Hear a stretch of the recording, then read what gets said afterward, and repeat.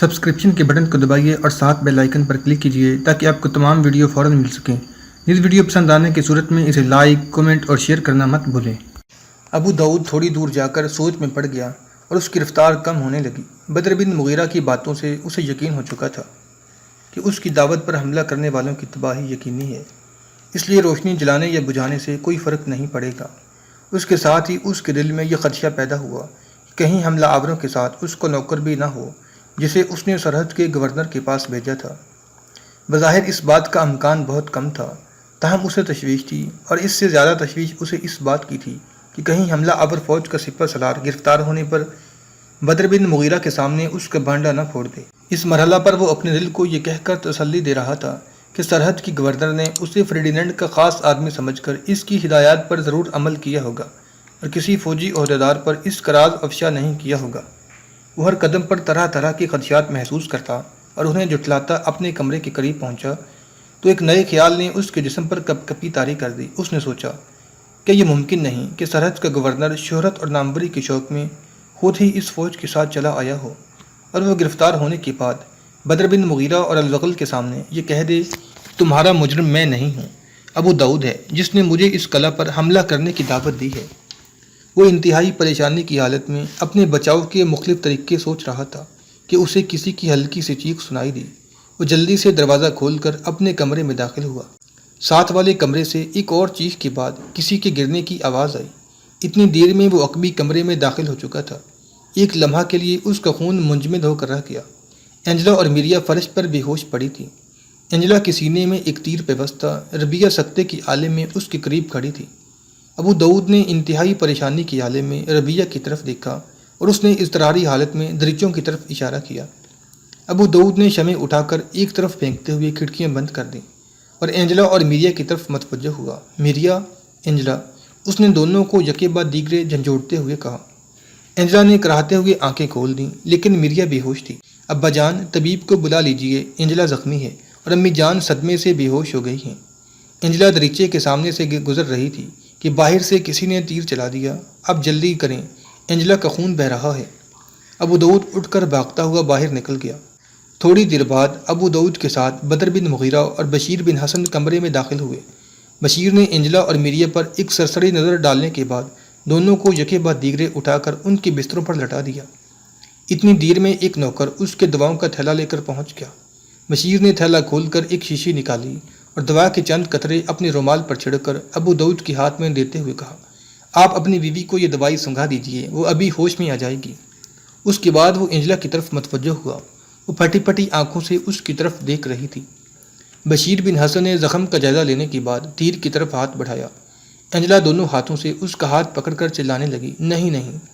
بشیر بن حسن نے کہا، دیکھو، یہ تیر جتنی دیر سے نکالا جائے گا اتنی ہی تم کو زیادہ تکلیف ہوگی، تم ڈرو نہیں، میرا ہاتھ مت پکڑو ورنہ مجھے بے ہوش کرنے کی دوا دینی پڑے گی۔ بشیر بن حسن نے بدر بن مغیرہ اور اپنے نوکر کی طرف اشارہ کیا۔ اینجلا نے چلا کر کہا، نہیں نہیں، میرے ہاتھ پاؤں مت پکڑیے، میں کچھ نہیں کروں گی۔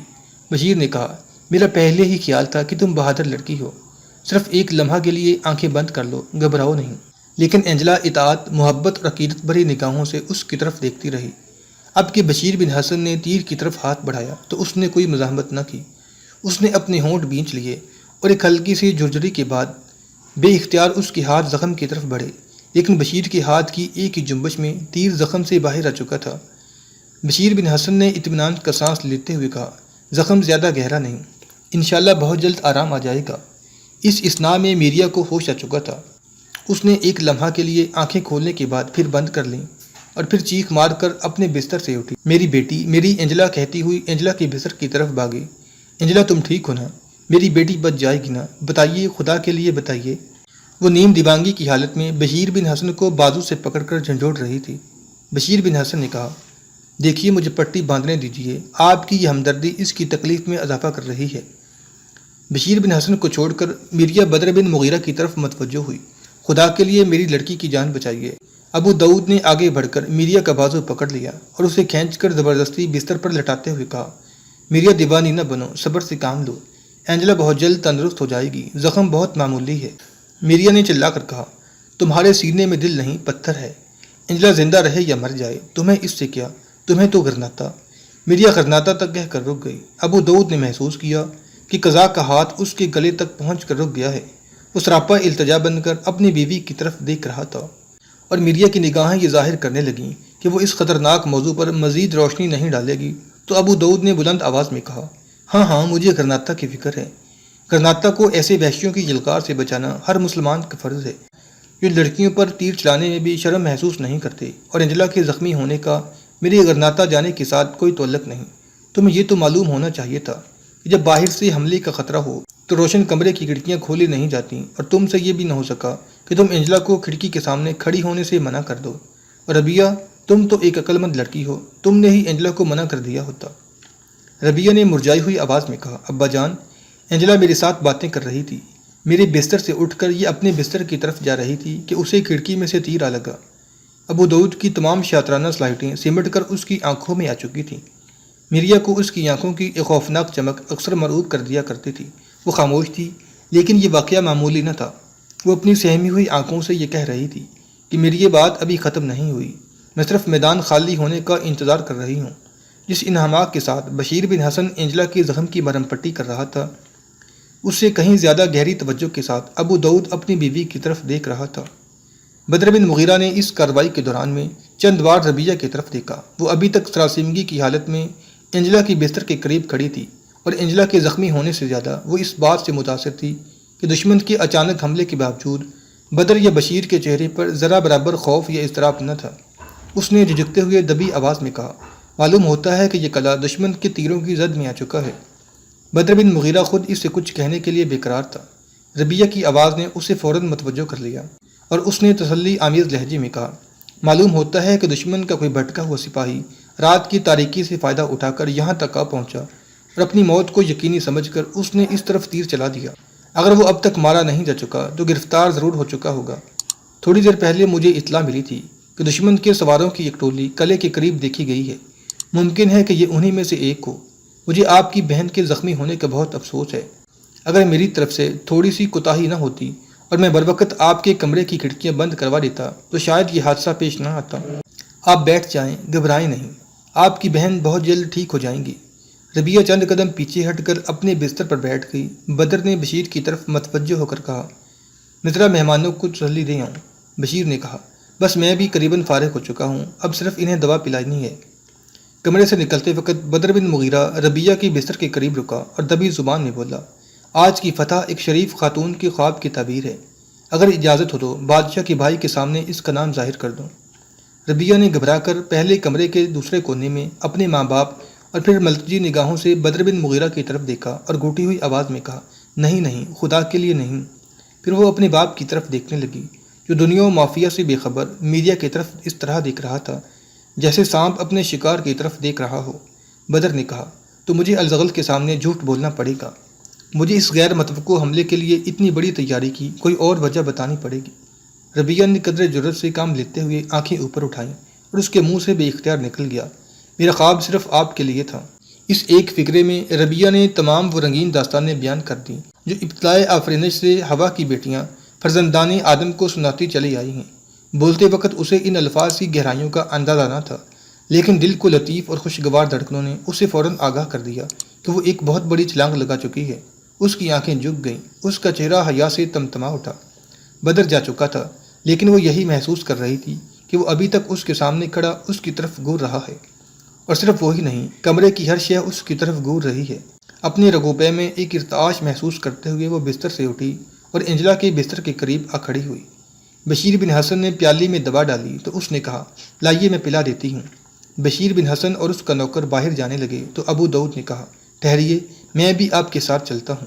بشیر نے کہا، آپ آرام کریں، نہیں اب صبح ہونے والی ہے اور انہوں نے کہا تھا کہ وہ اول صبح حملہ کریں گے۔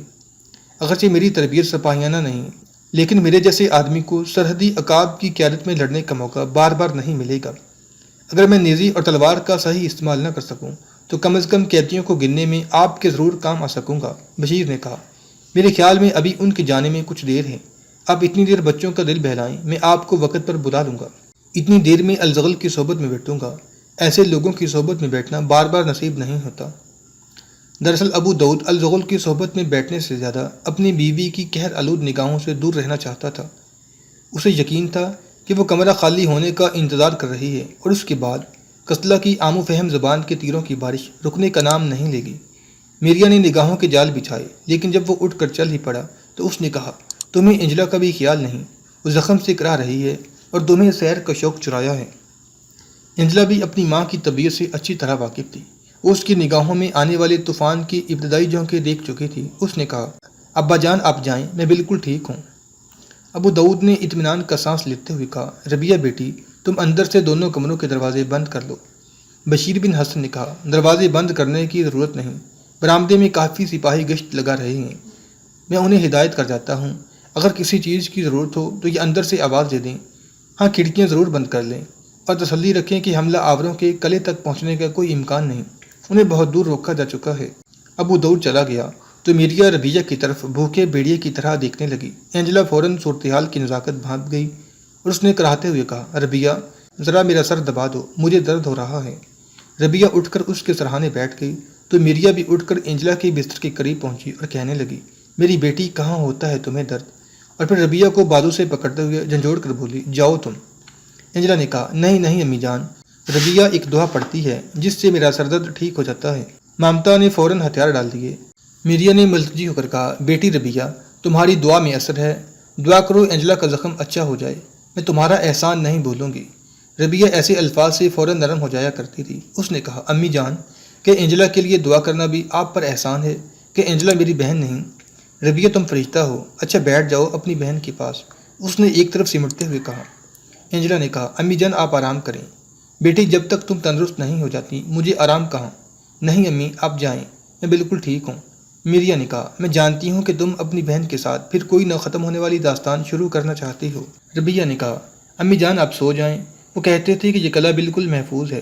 میریا نے اٹھ کر اپنے بستر پر بیٹھتے ہوئے کہا، خدا کرے کہ وہ واپس جانے پر مجبور ہو جائیں، ورنہ ہمیں انجلا کے ساتھ اس حالت میں سفر کرنا پڑے گا۔ ربیہ نے کہا، وہ کہتے تھے کہ ان میں سے کوئی بھی شاید زندہ بچ کر نہ جا سکے۔ میریا نے مایوس ہو کر کہا، کون کہتا تھا؟ سرحدی عقاب نے کمرے سے نکلتے ہوئے کہا تھا کہ میں آپ کو تسلی دوں۔ تھوڑی دیر بعد جب اونگتے اونگتے بستر پر لیٹ گئی تو انجلا نے سرگوشی کے انداز میں کہا، ربیہ تمہیں یقین ہے کہ یہ قلعہ فتح نہیں ہوگا؟ ربیہ نے کہا، مجھے یقین ہے۔ ربیہ ہم شاید چند دن اور یہیں رہیں، جب تک سفر کے قابل نہیں ہوتی ہمیں یہیں رہنا پڑے گا۔ انجلا نے یہ جاننے کے لیے کہ اس کی ماں جاگ رہی ہے یا نہیں اسے آہستہ سے آواز دی اور اس کی طرف سے کوئی جواب نہ پا کر ربیہ کا ہاتھ اپنے ہاتھ میں لے کر بولی، میں نے سر درد کا بہانہ کیا تھا۔ ربیہ نے جواب دیا، مجھے معلوم ہے۔ تمہیں کیا معلوم ہے؟ تم مجھے ماں کے غصے سے بچانا چاہتی تھی۔ خدا کا شکر ہے کہ ابا جان باہر نکل گئے، ورنہ امی آسمان سر پر اٹھا لیتی۔ انجلا، تمہیں زخم کی وجہ سے تکلیف تو ہوگی؟ نہیں، جس زخم پر ان کے ہاتھ مرہم رکھیں وہاں درد نہیں ہو سکتا۔ ربیہ سچ کہو، تمہیں اس بات کی خوشی نہیں کہ ہمارا سفر ملتوی ہو جائے گا؟ اس نے جواب دیا، مجھے تمہارے زخمی ہونے کا بہت افسوس ہے کہ تمہاری زندگی کی سب سے بڑی خواہش یہ نہیں تھی کہ کل کا سفر ملتوی ہو جائے۔ یہ بیہودہ باتیں ہیں، میں کیسے یہ خواہش کر سکتی تھی کہ تم زخمی ہو جاؤ؟ انجلا نے تھوڑی دیر سوچنے کے بعد کہا، ربیہ، جب وہ تمہارے علاج کے لیے آیا کرتا تھا تو میں یہ محسوس کیا کرتی تھی کہ تم میرا حق چھین رہی ہو۔ سچ پوچھو تو مجھے زخمی ہونے کا کوئی افسوس نہیں۔ وہ آج بہت پریشان تھا اور میں اس سے زیادہ کچھ اور نہیں چاہتی تھی کہ وہ میرے لیے پریشان ہو، لیکن مجھے ڈر ہے کہ میرا زخم اچھا ہوتا دیکھ کر اس کی پریشانی ختم ہو جائے گی۔ میرے خیال میں اس کی پریشانی دلچسپی میں تبدیل ہو جائے گی۔ لیکن تم تو کہا کرتی ہو کہ میرے اور اس کے راستے مختلف ہیں۔ آئندہ میں یہ نہیں کہوں گی۔ ربیہ، میں تمہیں اس وقت دیکھ رہی تھی جب تمہارا عقاب آہستہ آہستہ تم سے کچھ کہہ رہا تھا اور تمہاری آنکھیں زمین میں گڑی جا رہی تھیں، تمہارا چہرہ حیا سے سرخ ہو رہا تھا، تو تم اس حالت میں بھی میری طرف ہی دیکھ رہی تھی۔ ہاں، کیا کہہ رہا تھا وہ؟ کچھ نہیں، وہ کہہ رہا تھا کہ قلعہ محفوظ ہے۔ نہیں، وہ کچھ اور کہہ رہا تھا۔ میرے کان بہت تیز ہیں، بتاؤں وہ کیا کہہ رہا تھا؟ بتاؤ۔ وہ یہ کہہ رہا تھا کہ خدا کا شکر ہے کہ تمہیں چند دن اور یہاں رہنا پڑے گا۔ جھوٹی کہیں کی، انجلا ہنس پڑی۔ الزغل، موسیٰ اور الزغری صبح کی روشنی میں محاذ جنگ کا نقشہ دیکھ کر بدر بن مغیرہ کے انتظامات پر حیران تھے۔ حملہ آوروں میں سے بہت کم ایسے تھے جنہیں جان بچا کر بھاگنے کا موقع ملا۔ بدر بن مغیرہ کے تیر اندازوں نے حملہ آوروں کو وادیوں اور کھڈوں میں گر رکھا تھا۔ عیسائی اگر تیروں کی بارش میں کسی وادی سے نکلنے کی ہمت کرتے اور کسی دوسری وادی میں پہنچ کر ایک لمحہ کے لیے اطمینان کا سانس لیتے تو دوسرے لمحے انہیں تیروں کی زیادہ خطرناک بارش کا سامنا کرنا پڑتا۔ وہ پھٹتے ہی جب بدر بن مغیرہ اپنے مہمانوں کے ساتھ گھوڑوں پر سوار ہو کر قلعے سے باہر نکلا تو قلعے کے نکارے پر چوٹ پڑی اور آن کی آن میں چاروں طرف بیسیوں نکارے بجنے لگے۔ پھر آس پاس کے جنگلوں میں گھوڑوں کی ٹاپوں کی آوازیں سنائی دیں اور آن کی آن میں کوئی 3000 سوار قلعے کے دروازے کے سامنے جمع ہو گئے۔ الزغل نے کہا، اگر میں جادو کا قائل ہوتا تو یہ کہتا کہ تم بہت بڑے جادوگر ہو۔ یہ فوج کہاں سے آئی؟ یہ سوار رات کے وقت محفوظ مقامات پر چھپے ہوئے تھے۔ انہوں نے رات کی جنگ میں حصہ نہیں لیا۔ ان کا کام اب شروع ہوگا۔ میرے تیر اندازوں نے مختلف جگہوں پر حملہ آوروں کے ریبڑ گھیر رکھے ہیں اور یہ نیزہ باز اب انہیں ایک جگہ جمع کریں گے۔ دوپہر تک بدر بن مغیرہ کے ساتھی بقیہ السیف آدمیوں کو گھیر کر ایک وادی میں جمع کر چکے تھے۔ ابو داؤد بھی زرہ اور خود پہن کر اپنی سپاہینہ صلاحیتوں کا مظاہرہ کر چکا تھا۔ اسے سب سے زیادہ خوشی اس بات کی تھی کہ حملہ آور فوج کا سپہ سالار مارا جا چکا ہے اور سرحد کا گورنر اس حملہ میں شریک نہیں تھا۔ تاہم اسے ایک پریشانی اب بھی تھی اور اس پریشانی کو دور کرنے کے لیے وہ بے تحاشا ادھر ادھر بھاگ رہا تھا اور اس بھاگ دوڑ میں دشمن کے 3 آدمیوں کو موت کی گھاٹ اتار چکا تھا۔ جب قیدیوں کو لمبی لمبی قطاروں میں کھڑا کیا گیا تو اس نے ایک ایک آدمی کو اچھی طرح دیکھا اور پھر گھوڑے پر سوار ہو کر نیزہ بازوؤں کے ایک گروہ میں شامل ہو گیا۔ ایک وادی کے گھنے جنگل میں سے گزرتے ہوئے اچانک اسے چند پیادہ سپاہی قیدیوں کی ایک ٹولی کو گھیرے میں لیتے ہوئے دکھائی دیے۔ وہ اپنے دستہ سے الگ ہو کر گھوڑا بھگاتا ہوا ان کی طرف بڑھا۔ 15-20 قیدیوں پر نگاہ دوڑانے کے بعد اس کی نگاہ ایک ایسے شخص پر مرکوز ہو کر رہ گئی۔ اس نے جلدی سے خود کا نقاب ذرا اور نیچے کھسکا لیا۔ یہ قیدی اس کا کوچوان تھا۔ سپاہی اس کے ہاتھ کا اشارہ پا کر رک گئے۔ اس نے ایک نوجوان سے جو اس گروہ کا افسر معلوم ہوتا تھا سوال کیا کہ آپ نے اس شخص کو دشمن کی فوج کے ساتھ گرفتار کیا ہے؟ ہاں، اس نے جواب دیا۔ یہ ایک درخت پر چڑھ کر چھپنے کی کوشش کر رہا تھا۔ بڑا ملعون ہے یہ کہتے ہوئے وہ گھوڑے سے نیچے اتر پڑا۔ گھوڑے کی باگ ایک سپاہی کے ہاتھ میں دے کر کوچوان کی طرف بڑھا اور قریب پہنچ کر بلند آواز میں بولا، مجھے یہ خیال بھی نہیں آ سکتا تھا کہ میرا اپنا نوکر اتنا نمک حرام اور منافق ہو سکتا ہے۔ کہو اس قلعے کی طرف تم نے دشمن کی فوج کی رہنمائی نہیں کی۔ تم زخمی تھے اور انہوں نے تمہیں اپنے قلعے میں پناہ دی اور تمہارا علاج کیا اور تم ان کے احسانات کا یہ بدلہ دے رہے ہو۔ اب کیا منہ لے کر ان کے سامنے جاؤ گے؟ تم نے مجھے بھی شرمسار کیا۔ کوچوان جو خود کے باعث اس کا چہرہ نہیں دیکھ سکا تھا، اس کی آواز پہچان کر بھونچکا سا رہ گیا۔ یہ آواز اس کے آقا کی تھی لیکن الفاظ کسی اور کے تھے۔ معاً اس کے دل میں خیال آیا کہ شاید مصلحت اسی میں ہو۔ اس نے سہمی ہوئی آواز میں کہا، میرے آقا، آپ جانتے ہیں کہ میں بے قصور ہوں۔ وہ کچھ اور کہنا چاہتا تھا لیکن ابو داؤد نے اچانک پوری قوت کے ساتھ اس پر تلوار کوار کیا اور اس کا سر تن سے جدا کر دیا۔ نوجوان افسر نے اسے بازو سے پکڑ کر جھنجھوڑتے ہوئے کہا، تم کون ہو؟ قیدی کو قتل کرنا ہمارے دستور کے خلاف ہے۔ تمہیں سرحدی عقاب کے سامنے اس کا جواب دینا پڑے گا۔ ابو داؤد نے اطمینان کے ساتھ جواب دیا، آپ فکر نہ کریں، میں اس کا جواب دے لوں گا۔ یہ کہتے ہوئے اس نے اپنا خود اتار دیا اور پھر کہا، شاید آپ مجھے پہچانتے ہوں۔ نوجوان افسر نے کہا، میں آپ کو پہچانتا ہوں، آپ ہمارے امیر کے مہمان ہیں۔